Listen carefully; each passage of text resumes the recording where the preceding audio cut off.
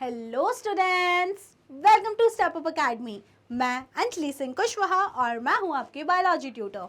आज हम स्टार्ट करेंगे क्लास 11 के चैप्टर नंबर 10 जिसका नाम है cell cycle and cell division. और उसमें हम आज कंटिन्यू करेंगे सेल साइकिल को पढ़ना और आज हम समझेंगे अबाउट माइटोसिस और द एम फेज। तो आपने अभी तक की कहानी में क्या पढ़ चुके थे? आप अभी तक की कहानी में ये पढ़ चुके थे कि सेल जो होती है वो डिवाइड होती है। सेल डिवीजन, सेल साइकिल के कितने फेजेस होते हैं आपने अभी तक ये पढ़ा था। वीडियो 1 में आपने ये देखा था सेल साइकिल के 2 फेज होते हैं, I phase and M phase. I phase को फर्दर 3 फेजेस में डिवाइड किया था, that is G1 phase, S phase and the G2 phase. ये आपने देख ली थी कहानी। आई फेज मैंने आपको पढ़ा दिया था और मैंने आपको ये समझाया था कि आई फेज में बेसिकली सेल खुद को प्रिपेयर करती है। पहले से डिवीजन होना है तो उसके लिए पहले से जो भी प्री रिक्वेस्टिक रिक्वायरमेंट्स होती हैं उसको कंप्लीट करती है cell in the I phase. तो उसमें बेसिकली क्या 2 चीजें करी जाती हैं। नंबर 1, उसमें सेल करती है डीएनए का सिंथेसिस।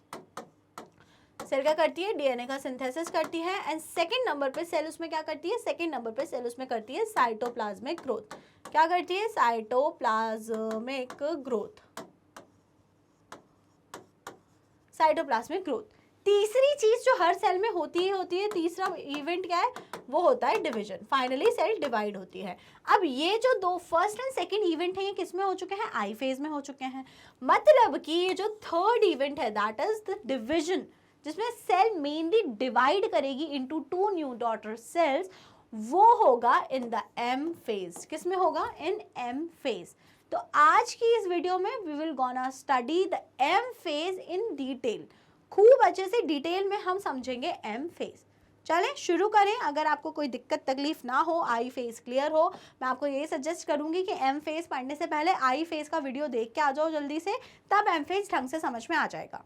तो आपको पता है एम फेज बहुत ही शॉर्ट ड्यूरेशन का होता है। ये वो फेज होता है जिसमें एक्चुअल सेल डिवीजन होता है। आई फेज को तो रेस्टिंग फेज बोलते थे, तो उसमें सिर्फ तैयारियां होती थी। लेकिन एक्चुअल डिवीजन, अब जब सेल ऐसे टूट के 2 बनेगी, it will occur in M phase. तो it represents the actual cell division mitosis. In human cycle it last for only about an hour. तो क्या मतलब है इसका? अगर हम ह्यूमन की बात करें तो ह्यूमन में 24 आवर्स में सेल जो होती है वो डिवाइड होती है। 24 आवर में से 23 आवर्स का क्या रहता है? 23 आवर्स का रहता है आई फेज। सिर्फ 1 घंटे का होता है एम फेज। समझ में आई आपको बात? तो आई फेज कितना लंबा होता है, इसलिए इसको हम लोग बोलते हैं रेस्टिंग फेज। इसमें कुछ भी डिवीजन नहीं होता, मतलब सेल रेस्ट कर रही होती है। 1 घंटे का जो ये एम फेज होता है, असली कहानी इस एम फेज में ही हो जाती है। तो in human cell it last for only about an hour. Now M phase is divided into 2 parts. Number 1, karyokinesis and number 2, cytokinesis. Number 1 karyokinesis and number 2 cytokinesis. ऐसे समझिए इस बात को, ये एक सेल है, ये सेल का न्यूक्लियस है और उसके अंदर उसका डीएनए है और ये पूरा हमारा साइटोप्लाज्म है।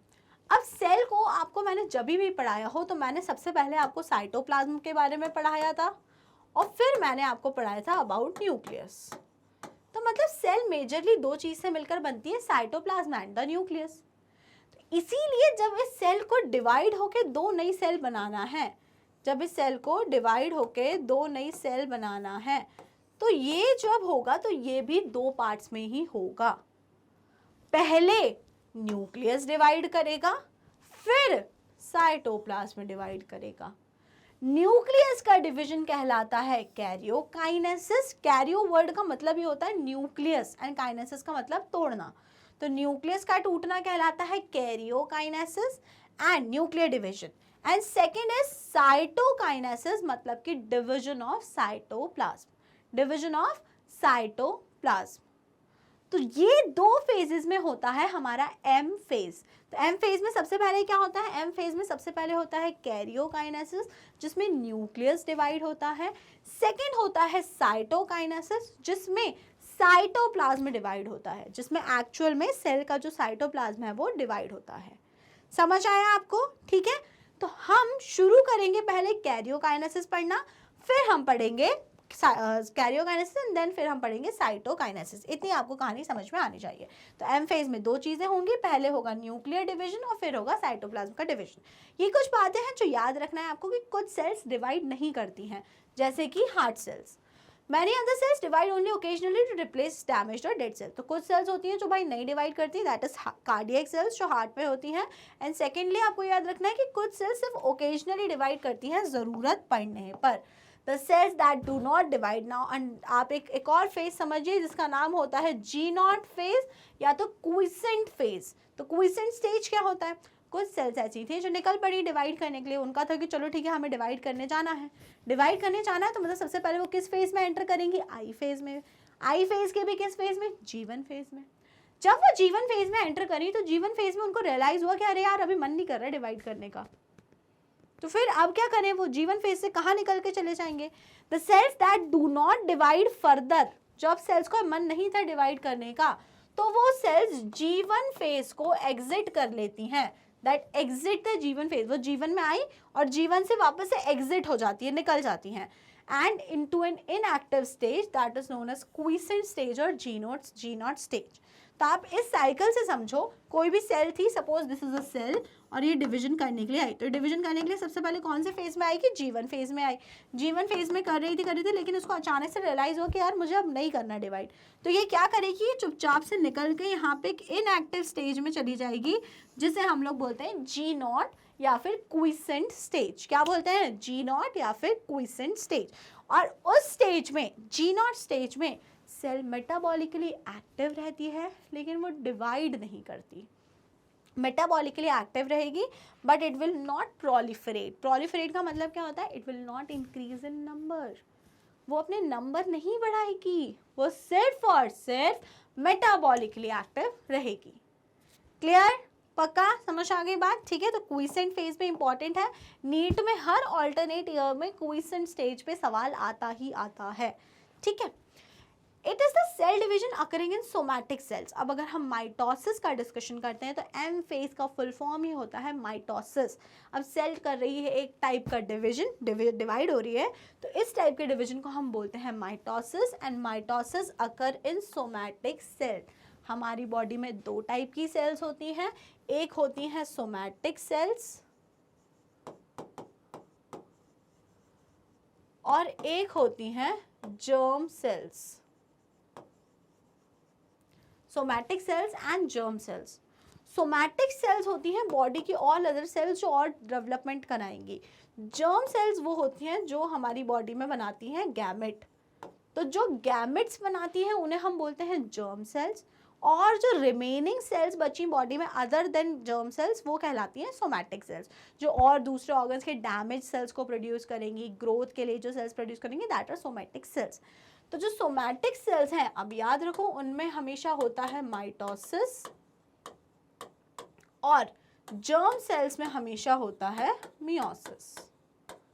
अभी के लेवल पे आप इतनी सी बात याद रखो। तो हम अभी पढ़ क्या रहे हैं? अभी हम पढ़ रहे हैं माइटोसिस। तो माइटोसिस कौन से टाइप की सेल्स में होता है? Mitosis occur in somatic cells. It is also called as equational division because as the number of chromosome in the parent and progeny cell is same. मैं तो बोल रही हूँ, आप उसको इक्वेशनल डिवीजन मत बोलो, आप तो उसे फोटोकॉपी डिवीजन बोलो। मैं तो हमेशा इसे फोटोकॉपी डिवीजन बोलती थी। तो माइटोसिस का दूसरा नाम क्या होता है? माइटोसिस का दूसरा नाम होता है इक्वेशनल डिवीजन। बिकॉज इक्वेशनल क्यों बोल रहे हैं? बिकॉज अगर ये कोई सेल है, ये इसका न्यूक्लियस है और इसके अंदर 46 क्रोमोसोम है। कितने क्रोमोसोम है? 46। आफ्टर माइटोसिस के बाद यहाँ पे जो दो नई सेल बनेंगी,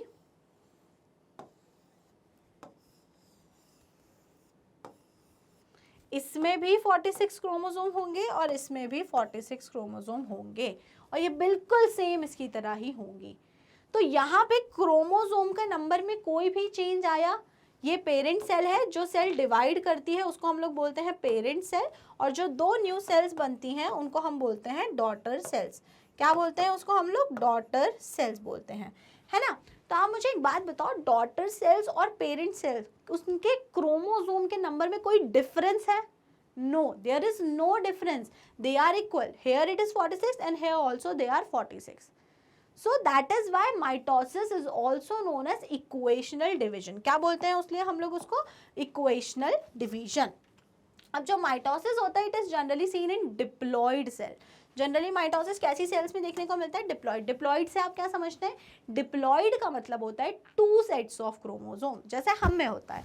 हमें कैसे होता है? ये हमारी कोई सेल है, ये उसका न्यूक्लियस है, उसकी न्यूक्लियस के अंदर की कहानी देखो मैं यहाँ बता रही हूँ. हमारे न्यूक्लियस के अंदर ऐसा होता है, अगर क्रोमोसोम 1 है, अगर ये एक ऐसा क्रोमोसोम 1 है, इसके जैसा ही सेम एक और क्रोमोसोम होगा. 1 क्रोमोसोम इज इन पेयर, ये फर्स्ट वाला पेयर है. Then this is second chromosome, तो ये भी 2 होंगे. Then this is third chromosome, तो ये भी 2 होंगे. इस टाइप से हमारी सेल में 23 क्रोमोसोम का एक सेट है और दूसरा 23 क्रोमोसोम का दूसरा सेट है. तो we have 2 sets of chromosome, that is why we are diploid. अगर सिर्फ एक सेट होता, ये दूसरा वाला जो सेट है वो दूसरा वाला सेट नहीं होता, तो हम क्या होते? हैप्लॉइड. और अगर सपोज 3 सेट होते, 1 क्रोमोसोम 3 है, फिर 2 वाला क्रोमोसोम भी 3 है, फिर 3 वाले क्रोमोसोम भी 3 है, 4 वाले भी 3 है, तो हम क्या कहलाते? ट्रिप्लॉइड. क्या कहलाते? ट्रिप्लॉइड. तो प्लॉइडी कैसे डिसाइड होती है? On the basis of number of sets of chromosome. तो we have 2 sets of chromosome, 1 से लेके 23 तक एक सेट, 1 से लेके 23 तक दूसरा सेट. That is why we are diploid. तो जनरली जो माइटोसिस होता है वो किन में होता है? डिप्लॉइड सेल्स में होता है. किस में होता है? डिप्लॉइड सेल्स में. It also occurs in haploid cells of some lower plants and some social insect. तो हैप्लॉइड सेल्स में भी हो सकता है माइटोसिस, लेकिन काफ़ी कम लोगों में. जनरली माइटोसिस होता है डिप्लॉइड सेल्स में. आप ऐसे ही याद रखो, जनरली माइटोसिस किस में होता है? डिप्लॉइड सेल्स में होता है. कुछ सिलेक्टिव एग्जाम्पल्स हैं जिसमें हैप्लॉइड सेल्स में भी माइटोसिस देखने को हमें मिल सकता है.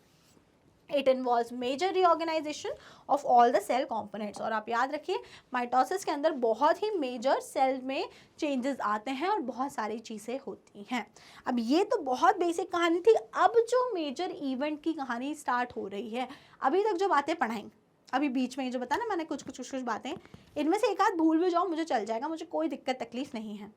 लेकिन अब जो मैं पढ़ाने जा रही हूँ उसमें से एक भी बात नहीं भूलनी है. उसमें से सब कुछ आपको याद रखना है और याद हो भी जाएगा क्योंकि समझ आ जाएगा. लेकिन अगर समझ नहीं आ जाएगा, जिंदगी भर रोते रहोगे, माइटोसिस मियोसिस का डिफरेंस नहीं क्लियर होगा. मेरी तो 12th क्लास में भी मैंने पढ़ ली थी, तब भी मुझे माइटोसिस मियोसिस नहीं पता था क्या होता है. बस ऐसे हाँ होता होगा कुछ तो भी. तो आपके पास चांस है, आप अच्छे से पढ़ो, कंसेप्ट को समझ के पढ़ो ताकि आपको मज़ा आ जाए और समझ भी आ जाए. दोनों चीज़ें होनी चाहिए. तो अब हम स्टार्ट कर रहे हैं माइटोसिस का फेज 1, जिसको हम लोग बोलते हैं कैरियोकाइनेसिस. 2 फेजेस में होता है ना, पहले होता है कैरियोकाइनेसिस, फिर क्या होता है? साइटोकाइनेसिस. तो हम पढ़ने जा रहे हैं phase 1 of mitosis, that is karyokinesis. क्या पढ़ने जा रहे हैं? Karyokinesis. Now let's remember karyokinesis occur in 4 stages, 4 phases.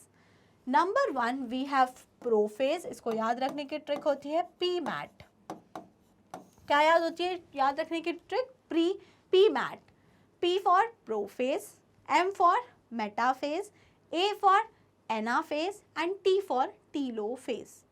तो आप याद रखिए जो कैरियोकाइनेसिस होता है, कैरियोकाइनेसिस मतलब कौन डिवाइड हो रहा है, किसका डिवीजन? Nuclear division. कैरियोकाइनेसिस मतलब कि न्यूक्लियर डिवीजन.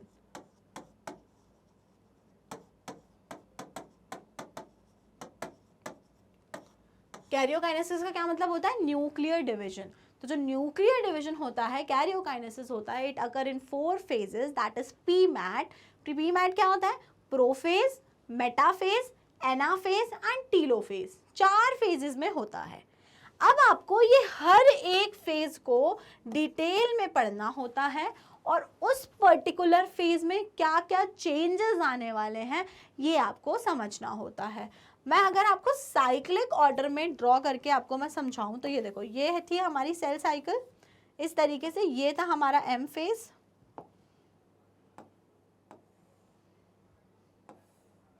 ये था हमारा एम फेज. बाकी ये पूरा क्या है? आई फेज है बड़ा सा. तो आई फेज में भी क्या था? ये हो गया G1, ये हो गया S एंड ये हो गया G2. तो ये तो पूरा आई फेज हो गया. अब अगर हम स्पेसिफिकली, ये पूरे सिर्फ एम फेज है, इतना एम फेज है. अगर हम एम फेज की बात करते हैं तो एम फेज में भी क्या होता है? एम फेज में भी 2 चीज़ें होती हैं. पहले होता है कैरियोकाइनेसिस एंड फिर होता है साइटोकाइनेसिस. कैरियोकाइनेसिस को फर्दर 4 फेजेस में डिवाइड किया है और वो 4 फेजेस को इस तरीके से हम बना देते हैं। पहला होगा प्रोफेज, दूसरा होगा मेटाफेज, तीसरा होगा एनाफेज और चौथा होगा टीलोफेज, पी मैट।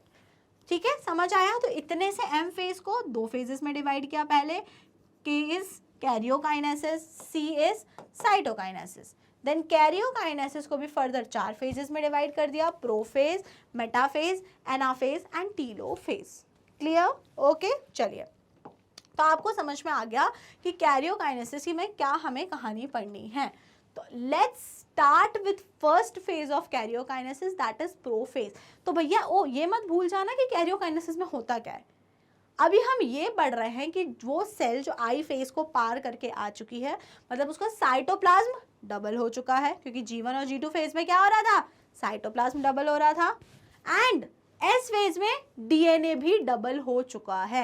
मतलब अभी हमारे पास एक ऐसी मोटी ताजी सेल तैयार है जिसके पास साइटोप्लाज्म भी डबल है, न्यूक्लियर मटेरियल या डीएनए भी डबल है। अब वो सेल एंटर कर रही है into M phase. M phase में भी पहले क्या होता है, कैरियोकाइनेसिस। कैरियोकाइनेसिस में भी पहले होगा प्रोफेज।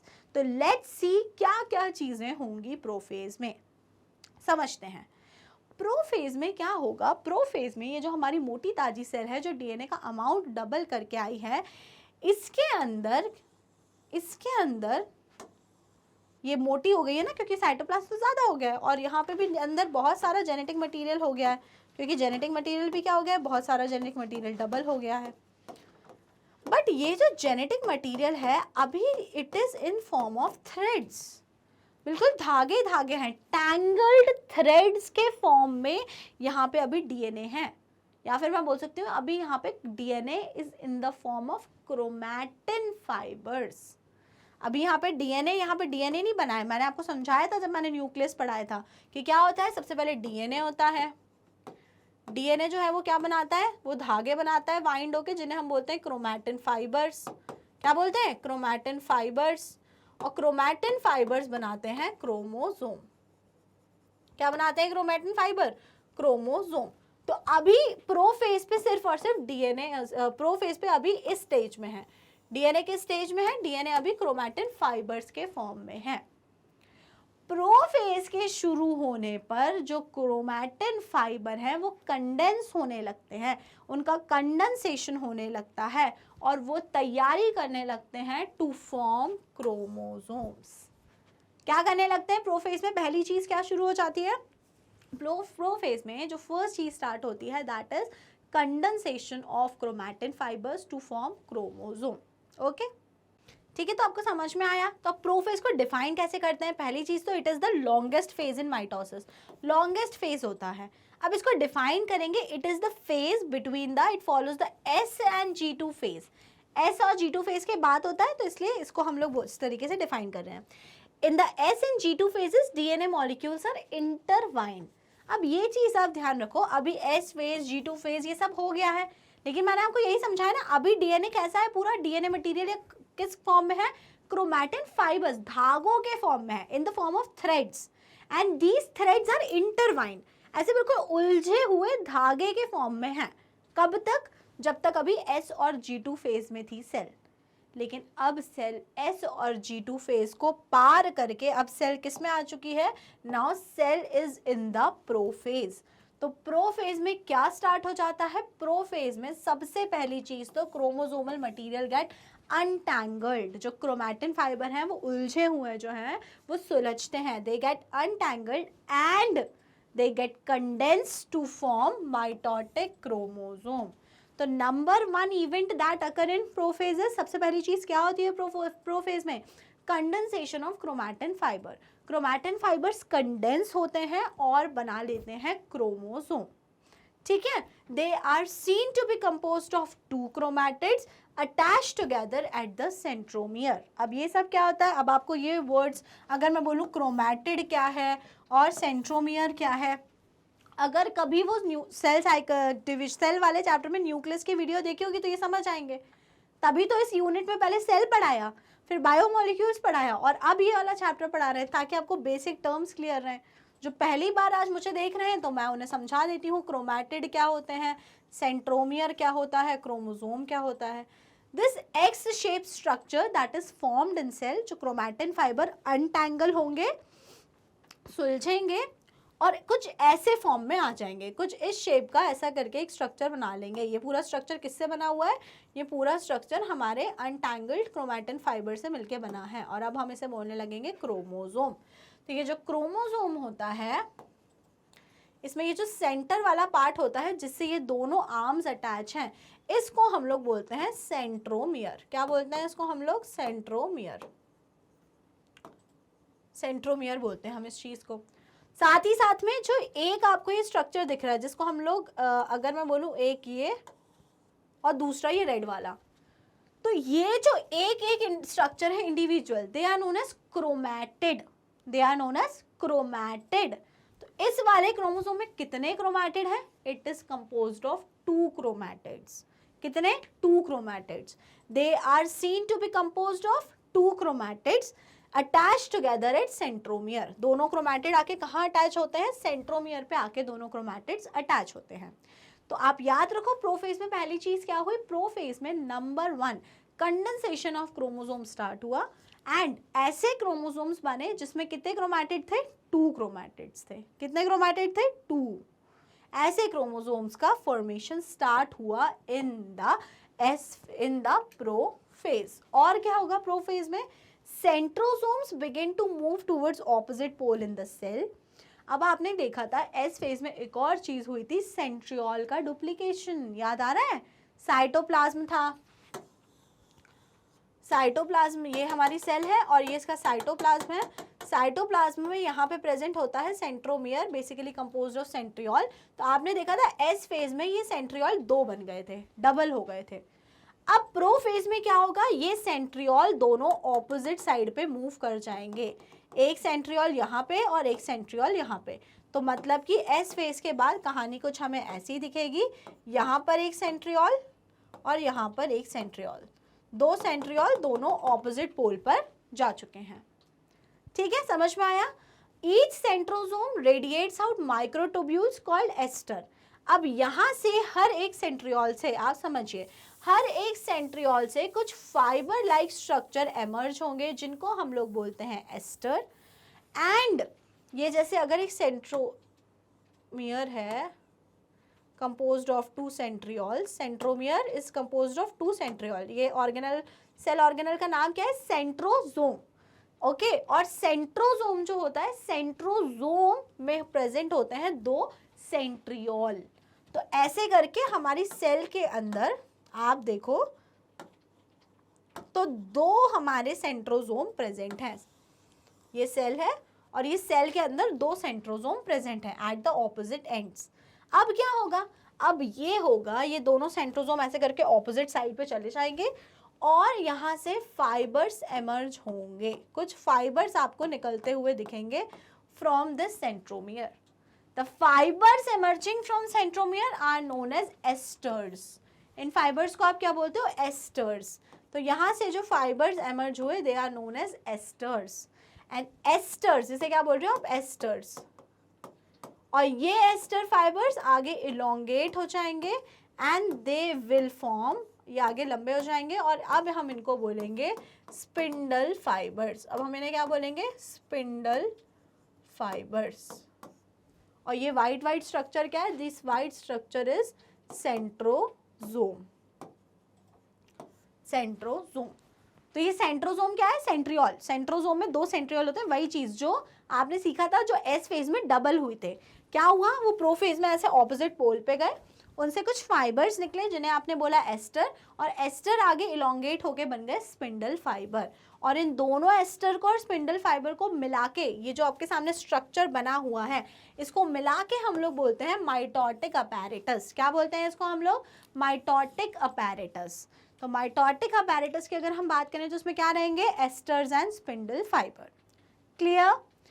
थर्ड चीज जो प्रोफेज में होगी, तो तीसरी चीज जो प्रोफेज में होने वाली है वो क्या होगा, cells at the end of prophase. Prophase के खत्म होते होते क्या हो जाएगा सेल्स में, they do not show Golgi apparatus. Golgi apparatus हट जाएगा। एंडोप्लाज्मिक रेटिकुलम हट जाएगा, nucleolus, nuclear envelope, everything will diminish. तो आप ये याद रखो, प्रोफेज के खत्म होते होते सेल के जो मेजर सेल ऑर्गेनल्स होते हैं, जो मेजर सेल ऑर्गेनल्स हैं जितने भी सेल में, वो सारे हट जाएंगे, वो सारे खत्म हो जाएंगे।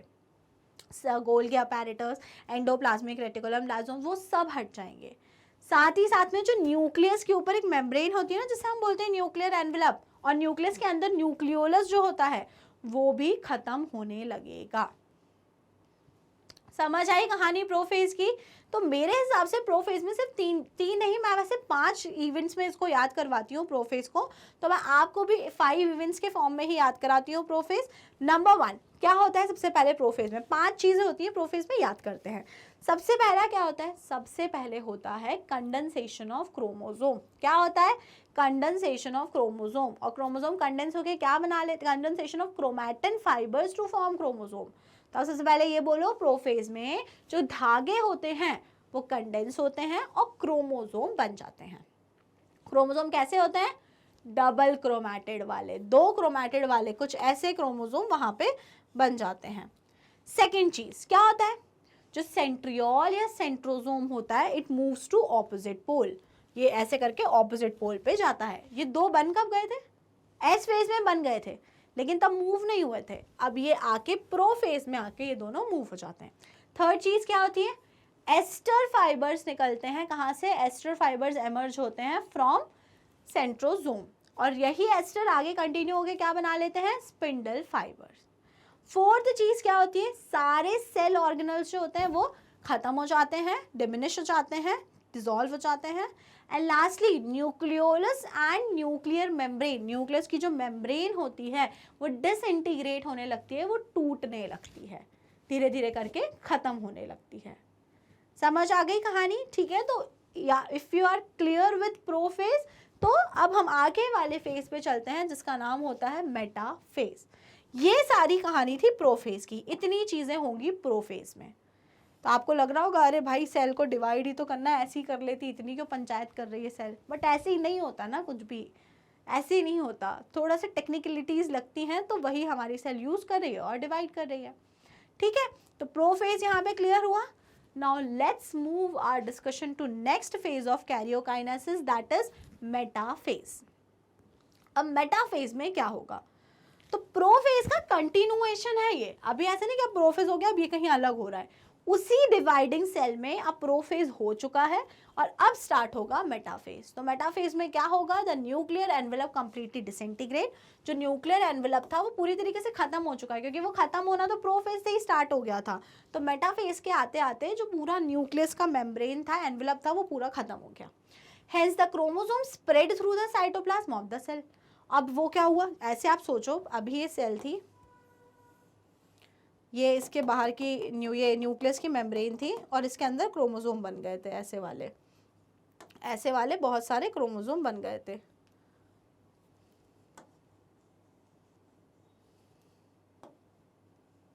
ऐसे क्रोमोसोम बन गए थे। लेकिन अब क्या हुआ प्रोफेज में? प्रोफेज में ये जो मैंने रेड कलर से मेम्ब्रेन बनाई थी, ये मेम्ब्रेन तो हट गई है। ये पूरी रेड वाली मेम्ब्रेन, अगर मैं इसको हट बताऊं, ये जो है ये पूरी खत्म हो गई है, हट गई है प्रोफेज में। तो सारे जो क्रोमोसोम है वो पूरे साइटोप्लाज्म में आके स्प्रेड हो जाएंगे।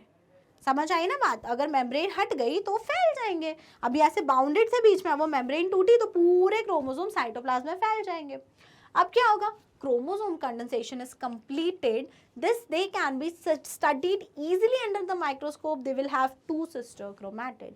नाउ मेटाफेज में सबसे इंपॉर्टेंट चीज जो होती है कि क्रोमोसोम का कंडेंसेशन, जो क्रोमैटिन फाइबर ऐसे बिल्कुल कंडेंस होके, अनटैंगल कंडेंस होके क्रोमोसोम बना रहे थे ना, वो शुरू हुआ था प्रोफेज में, लेकिन वो खत्म होता है मेटाफेज में। समझ आई? शुरू कहाँ होता है? प्रोफेज में, खत्म होता है वो मेटाफेज में। मेटाफेज में वो बढ़िया से आपको अच्छे सुंदर डबल क्रोमैटिड, 2 सिस्टर क्रोमैटिड, मतलब वही डबल क्रोमैटिड, 2 क्रोमैटिड वाले बढ़िया अच्छे सुंदर क्रोमोसोम आपको दिखने लगेंगे in the M phase. M phase में आपको प्रॉपरली वो विजिबल होंगे।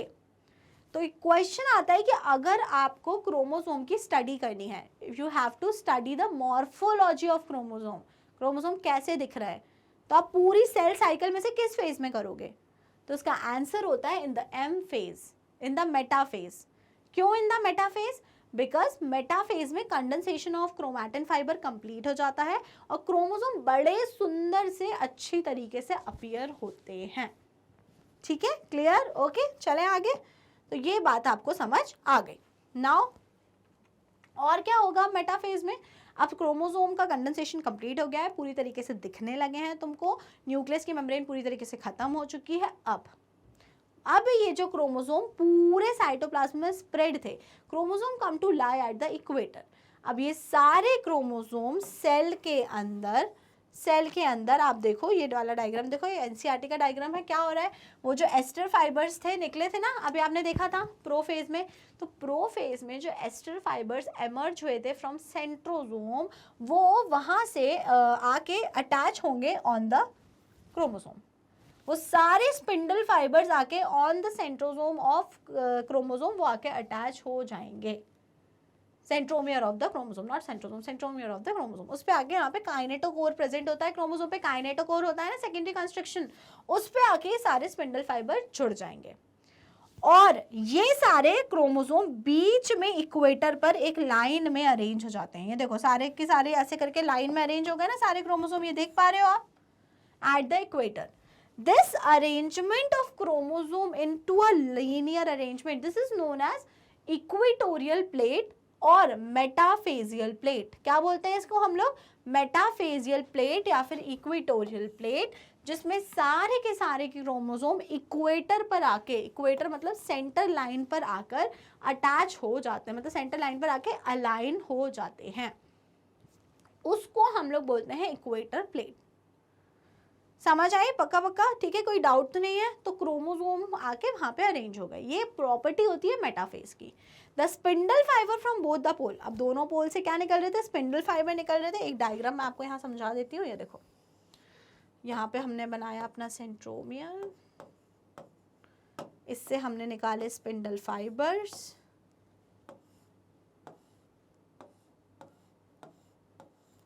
ठीक है, ये स्पिंडल फाइबर्स निकले। और अब यहाँ होगा क्या?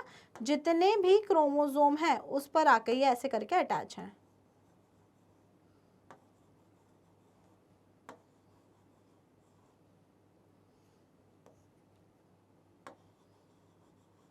ऐसे करके ये क्रोमोसोम यहाँ पे सेंटर में अरेंज हो गए हैं। This is known as metaphase plate और इक्वेटर प्लेट, क्योंकि इक्वेटर पे सारे क्रोमोसोम आके अटैच हो गए हैं और इनके सेंट्रोमियर या इनके काइनेटोकोर से स्पिंडल फाइबर्स यहाँ पे आके अटैच हो गए हैं। The spindle fibre from both poles are connected to chromatids by their kinetochore in the centromere. तो सेंट्रोमियर में जो काइनेटोकोर प्रेजेंट है वहां पे आके वो अटैच हो जा रहे हैं।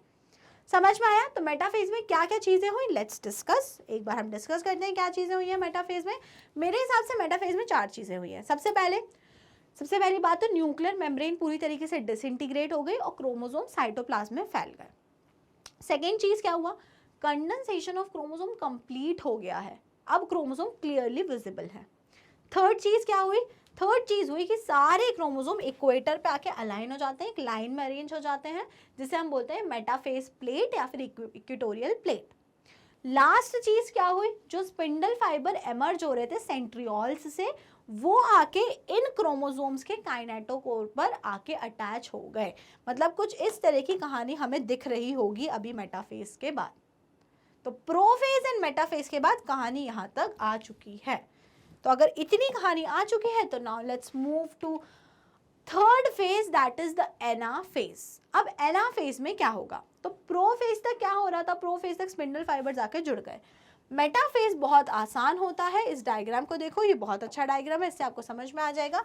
ये जो भी अरेंज थे सेंटर में क्रोमोसोम, नाउ उनके सिस्टर क्रोमैटिड सेपरेट होंगे। अभी सपोज वो क्रोमोसोम ऐसे अरेंज था, ऐसे करके बहुत सारे क्रोमोसोम अरेंज थे ना, तो इनके सिस्टर क्रोमैटिड सेपरेट होंगे। सिस्टर क्रोमैटिड सेपरेट होने का क्या मतलब है? ये एक ऊपर अलग चला जाएगा और ये नीचे वाला ऐसे करके अलग हो जाएगा।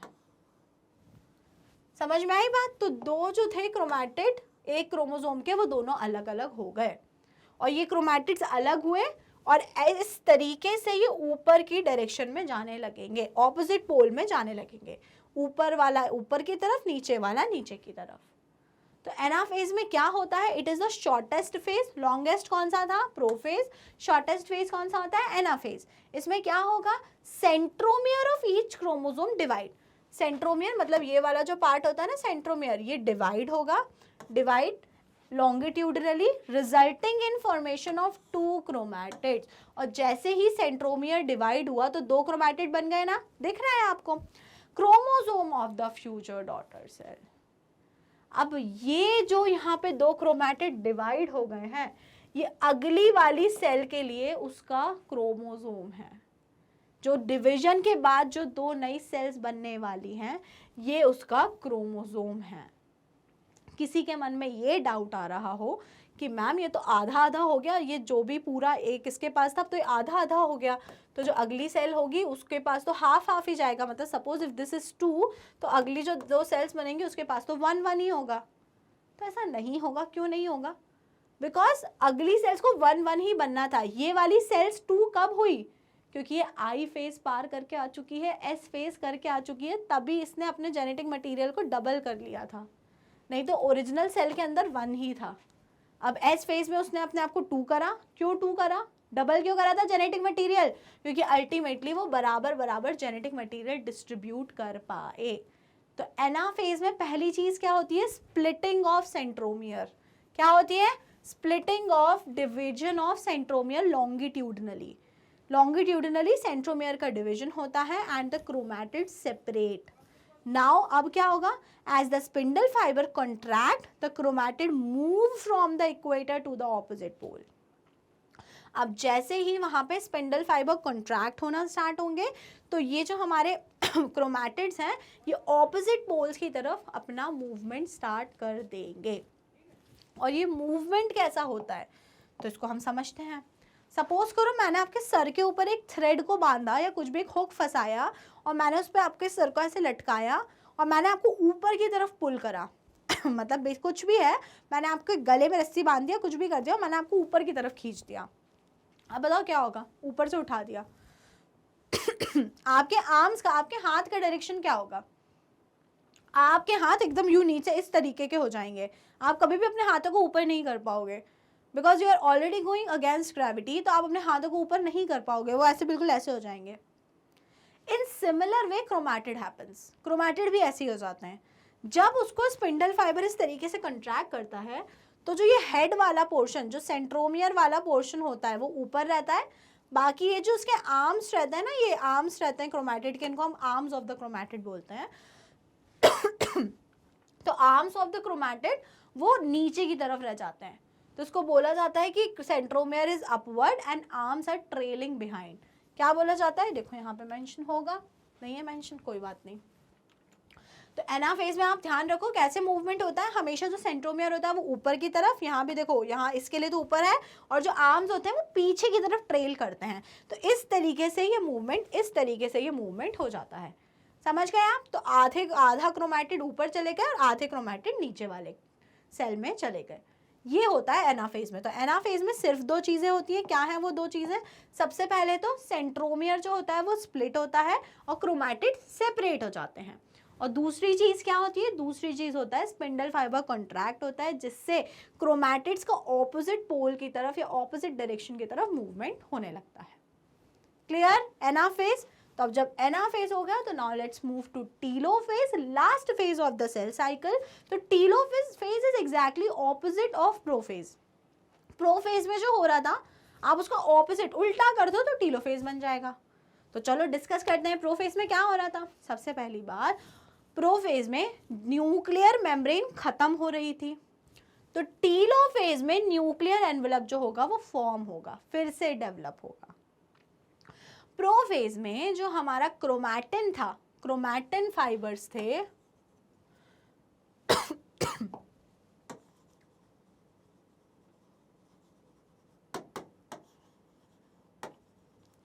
क्रोमैटिन फाइबर्स थे वो कंडेंस होके बना रहे थे क्रोमोसोम। तो टीलोफेज में अब क्रोमोसोम वापस से डीकंडेंस होके बनाएंगे क्रोमैटिन फाइबर्स, मतलब वापस से वही उलझे हुए धागे। ठीक है। और क्या हो रहा था भाई, वहां पे न्यूक्लियोलस, गोल्गी अपैरेटस, ये सारे उस सेल से खत्म हो रहे थे। यहाँ पे वो सारे सेल ऑर्गेनल्स फिर से जनरेट होंगे। और क्या हो रहा था, वो जो हमारा सेंट्रियोल था वो ऐसे ऑपोजिट पोल की तरफ जा रहा था और उससे स्पिंडल फाइबर्स निकल रहे थे, वो सारे स्पिंडल फाइबर्स यहाँ पे डिसअपियर हो जाएंगे। तो अभी आप बातें रीड करो, chromosome cluster at opposite poles and uncoil into chromatin fiber. अभी क्या हुआ कि देखो ऑपोजिट पोल की तरफ ये चले गए थे ना, ये देखो ऑपोजिट पोल्स की तरफ चले गए थे सारे आपके। अब क्या होगा, यहाँ पे वो फिर से, अभी जब ये ऊपर गए थे तो इस फॉर्म में गए थे,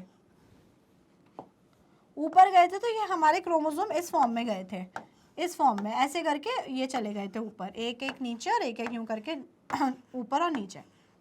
अब ये जो इस टाइप के क्रोमैटिड थे ये पूरे डीकंडेंस होंगे और वापस से उलझा हुआ मैशवर्क या जाला टाइप का बना लेंगे। ठीक है, तो chromosome cluster at opposite pole and uncoil into chromatin fiber, वापस से क्रोमोसोम से क्रोमैटिन फाइबर बन जाएंगे। सेकंड चीज क्या होगा, nuclear envelope assembles around the chromatin fibre, दस 2 डॉटर न्यूक्लियाई आर फॉर्म्ड। और अब क्या हो रहा है भाई, न्यूक्लियर एनवेलप वापस से उसमें देखो ऐसे अपीयर होने लग रहा है, ये जो येलो स्ट्रक्चर देख रहे हो ना, वापस से ये येलो मतलब कि न्यूक्लियर एनवेलप उनमें फॉर्म हो रहा है। और इसका ये मतलब है दो नई सेल्स के लिए दो न्यूक्लियस तैयार हैं, दो नई सेल्स के लिए अपने अपने नए न्यूक्लियस रेडी हो गए हैं। Nucleolus, Golgi complexes and endoplasmic reticulum reappear. अब इन दोनों सेल्स में अपना अपना एंडोप्लाज्मिक रेटिकुलम, गोल्गी अपैरेटस, अभी दो सेल नहीं है, अभी एक ही सेल है लेकिन दो न्यूक्लियस उसमें बन के रेडी हो गए हैं। साथ साथ में ये सारे सेल ऑर्गेनल्स भी डेवलप हो गए हैं। लास्टली स्पिंडल फाइबर्स डिसअपियर, और जो लास्ट है स्पिंडल फाइबर्स वो भी डिसअपियर हो गए हैं। And here we are done with karyokinesis, मतलब न्यूक्लियस को डिवाइड करना था और आप देखिए मुबारक हो न्यूक्लियस डिवाइड हो चुका है। कहानी यहाँ से शुरू करी थी, एक सेल थी और उसके अंदर ये था न्यूक्लियस। अब कहानी यहाँ पे आके खत्म हुई है टीलोफेज पे कि अब एक ही सेल है, अभी सेल तो एक ही है लेकिन न्यूक्लियस का डिवीजन हो चुका है, मतलब कि कैरियोकाइनेसिस कंप्लीट हो चुका है। तो अब बारी किसकी है, अगर कैरियोकाइनेसिस पूरा हो गया है तो अब बारी किसकी है, now it's time for cytokinesis. अब बारी है न्यूक्लियस के अब बारी है सेल के साइटोप्लाज्म के डिवाइड होने की। साइटोकाइनेसिस मतलब it is the division of cytoplasm resulting in the formation of two daughter cell. Nucleus तो डिवाइड हो गए थे, ये हो गए न्यूक्लियस डिवाइड, देखो एक न्यूक्लियस दो न्यूक्लियस, लेकिन अगर ये साइटोप्लाज्म, ये जो येलोइश पार्ट है, इसको अगर डिवाइड नहीं किया तो क्या कभी भी दो नई सेल बनेंगी, नेवर। तो cytokinesis is very very important. तो साइटोकाइनेसिस कब होता है, it starts when telophase is in progress. जब टीलोफेज एंडिंग पे होती है कि हाँ बस अब टीलोफेज खत्म होने वाला है, तभी इनिशिएशन हो जाता है साइटोकाइनेसिस का, कि अब होगा साइटोकाइनेसिस। तो साइटोकाइनेसिस अगर हम बात करें एनिमल सेल में डिफरेंट तरीके से होता है, प्लांट सेल में डिफरेंट होता है। रीजन बताइए क्या डिफरेंस है प्लांट सेल एनिमल सेल में, बहुत सारे डिफरेंसेस हैं। यहाँ पे जो डिफरेंस है जिसके कारण साइटोकाइनेसिस का प्रोसीजर अलग अलग हो गया, वो है presence of cell wall. Animal cell में क्या नहीं होता, एनिमल सेल में no cell wall, only and only cell membrane present होती है। क्या प्रेजेंट होती है, सिर्फ और सिर्फ सेल मेम्ब्रेन। लेकिन अगर हम बात करें प्लांट सेल की, तो प्लांट सेल में सेल वॉल भी होता है। अब एनिमल सेल में सिर्फ और सिर्फ होती है सेल मेम्ब्रेन। तो क्या होता है सीधे सीधे एनिमल सेल्स में a cleavage furrow appeared in the plasma membrane. अगर हम बात करते हैं, आप देखो इस तरीके एक सेल है जिसमें कैरियोकाइनेसिस हो चुका है, मतलब कि आप देख पा रहे हो, तो ये देखो न्यूक्लियस डिवाइड हो चुके हैं। अब आगे क्या होगा, सबसे पहले ये जो साइटोप्लाज्म है सेंटर वाले पोर्शन से एक अंदर की तरफ बल्ज क्रिएट करता है, मतलब कुछ ऐसा क्रिएट होता है। पहली बार एक सेंट्रल बल्ज क्रिएट करता है हमारा साइटोप्लाज्म। ये कैरियोकाइनेसिस के बाद वाली स्टेज है, तो मतलब कि न्यूक्लियस तो डिवाइड हो चुके हैं, है ना। अब ये जो बल्ज है इसको हम लोग बोलते हैं क्लीवेज फरो। क्या बोलते हैं इसको हम लोग, क्लीवेज फरो। तो एनिमल सेल में सबसे पहले क्या अपीयर होता है, क्लीवेज फरो अपीयर होता है। धीरे धीरे करके, धीरे धीरे स्टेप बाय स्टेप ये जो क्लीवेज यहाँ पे फॉर्म हुआ, ये क्लीवेज यहाँ पे डीप होता जाता है, अंदर की तरफ डीप होता जाता है। और फाइनली डीप होते होते होते होते ये जो क्लीवेज फरो है it meets in the between and finally the cell divide into two daughter cells. Finally cell 2 daughter cells में डिवाइड हो जाती है। समझ में आया? तो अगर हम बात करते हैं एनिमल सेल की, तो किस मैकेनिज्म से होता है? It is by cleavage furrow mechanism. क्या फॉर्म होता है? Cleavage furrow. It gradually deepens, ये क्लीवेज फरो बीच में से डीप होता जाता है and joins in the centre dividing the cytoplasm into 2। ठीक है, तो वो ऐसे करके डीप होता जाता है और फाइनली साइटोप्लाज्म में सेंटर में ज्वाइन कर लेता है और अल्टीमेटली सेल 2 पार्ट्स में डिवाइड हो जाती है। क्लियर? एनिमल सेल में आपको क्लियर हो गया। अब अगर आपको एनिमल सेल में क्लियर है तो now let's move to plant cell. और अब अगर हम बात करते हैं प्लांट सेल में, तो प्लांट सेल में क्या होती है? प्लांट सेल में प्रेजेंट होती है सेल वॉल। क्या प्रेजेंट होती है? Cell wall. तो अब उसके कारण क्या होगा? It is different from cytokinesis in animal cell due to presence of cell wall. Cell wall के आने से फरो फॉर्म नहीं हो सकता है because cell wall is a rigid structure. जो सेल मेम्ब्रेन है वो सॉफ्ट होती है, वो फोल्ड हो सकती है ईजिली, लेकिन अगर आप सेल वॉल की बात करो it is a hard rigid structure, तो उसमें furrow formation is not possible. तो यहाँ क्या होता है? In plant cells the vesicles form Golgi bodies accumulate at the equator, it grows outward and meet the lateral walls, they fuse together to form the cell plate.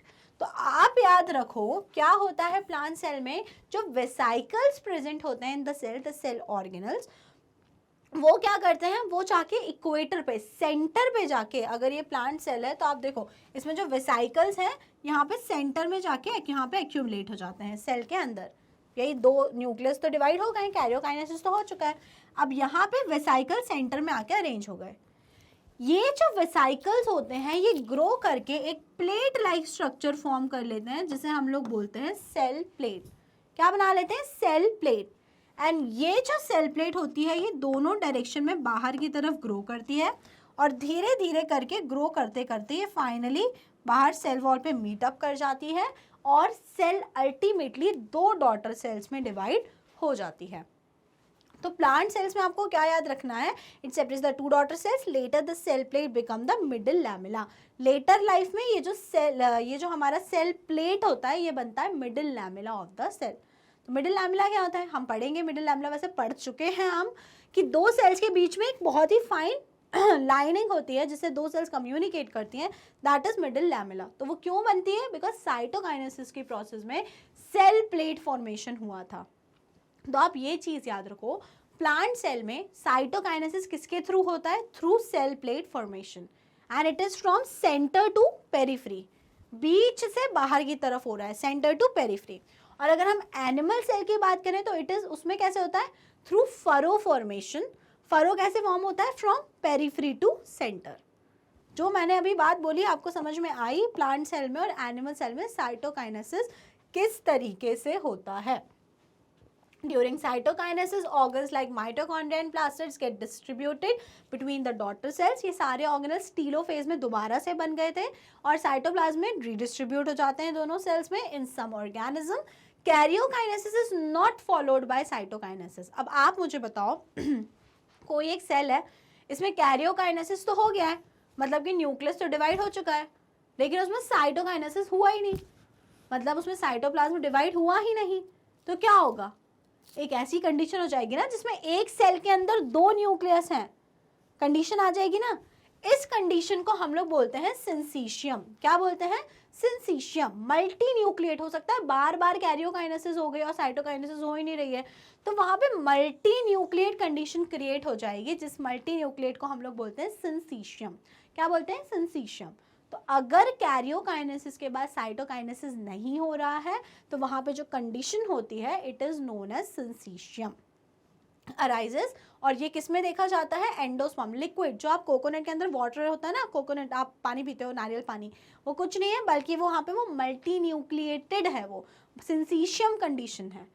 Okay, तो वहाँ पे karyokinesis हुआ था लेकिन साइटोकाइनेसिस नहीं होता। Overall steps discuss कर लेते हैं अगर हम माइटोसिस की, तो माइटोसिस में क्या होगा? एम फेज में सबसे पहले कैरियोकाइनेसिस होगा, कैरियोकाइनेसिस में सबसे पहले प्रोफेज होगा। तो प्रोफेज में क्या होगा? प्रोफेज में कंडेंसेशन ऑफ क्रोमैटिन फाइबर होगा, न्यूक्लियर मेम्ब्रेन हट जाएगी, ये जो सेंट्रोसोम होंगे वो ऑपोजिट पोल पे चले जाएंगे, स्पिंडल फाइबर और एस्टर्स निकलेंगे, बस इतनी चीज़ें होंगी।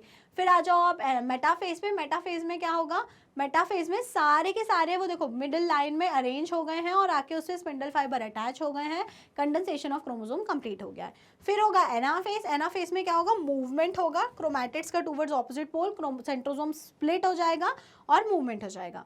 देन उसके बाद होगा टीलोफेज। टीलोफेज में न्यूक्लियर मेम्ब्रेन वापस से अपीयर हो जाएगी, क्रोमोसोम वापस से डीकंडेंस होकर क्रोमैटिन फाइबर बन जाएंगे, स्पिंडल फाइबर्स हट जाएंगे एंड सेल ऑर्गेनल्स अपीयर हो जाएंगे। लास्टली होगा साइटोकाइनेसिस, जिसमें साइटोप्लाज्म डिवाइड होके सेल फाइनली 2 नई डॉटर सेल्स में कन्वर्ट हो जाएगी। तो एक सेल से ये 2 नई डॉटर सेल्स बन गई after whole of the M phase. यहाँ तक था पूरा karyokinesis and lastly it is cytokinesis.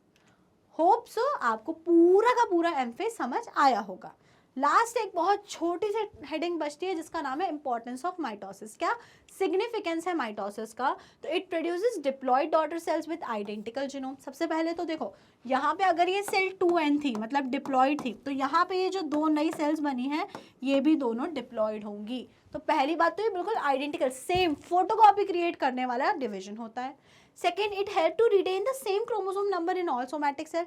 सारी सेल्स में क्रोमोसोम का नंबर सेम रहे, माइटोसिस डिवीजन ये बात को अश्योर करता है।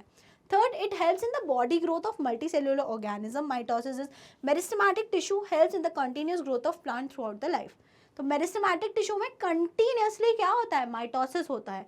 हम कंटिन्यू ग्रो कर रहे हैं, हमारी बॉडी बढ़ पा रही है बिकॉज हमारी सेल्स माइटोसिस करना जानती हैं। ठीक है, so this are the some points about mitosis.